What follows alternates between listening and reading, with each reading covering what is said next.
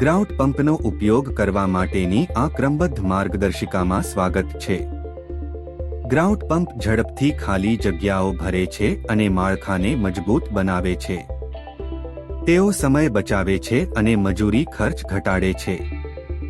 ગ્રાઉટ પંપના ભાગો: power drill દબાણ બનાવવા માટે પિસ્ટન ચલાવે છે. મટીરીયલ કપ ઇન્જેક્શન માટે સામગ્રી ધરાવે છે. ફિલિંગ નેટ સામગ્રીના સરળ પ્રવાહની ખાતરી કરે છે.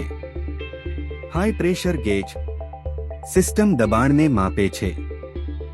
હાઈ પ્રેશર હોસ ઉચ્ચ દબાણ હેઠળ સામગ્રીનું પરિવહન કરે છે.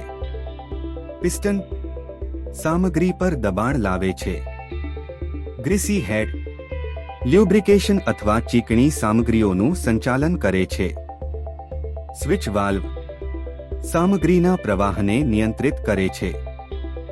ગ્રાઉટ પંપ વિરુદ્ધ ગ્રાઉટ બેગ ગ્રાઉટ પંપ મોટા પ્રોજેક્ટ્સ માટે કાર્યક્ષમ છે પરંતુ ખર્ચાળ અને જટિલ છે. ગ્રાઉટ બેગ સસ્તા અને સચોટ છે પરંતુ શ્રમસઘન છે. પ્રોજેક્ટની જરૂરિયાતોને આધારે પસંદ કરો.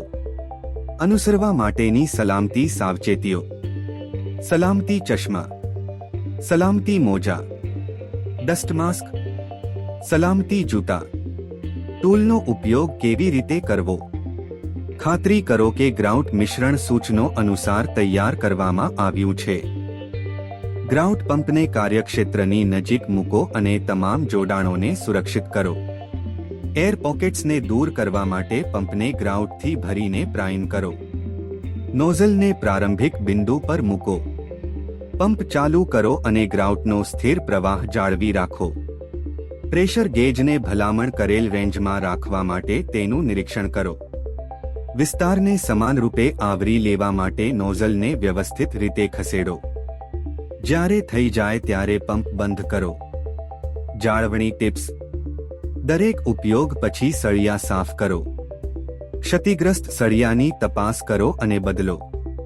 બેટરીને યોગ્ય રીતે ચાર્જ કરો. વધુ પડતું ચાર્જ કરવાનું ટાળો.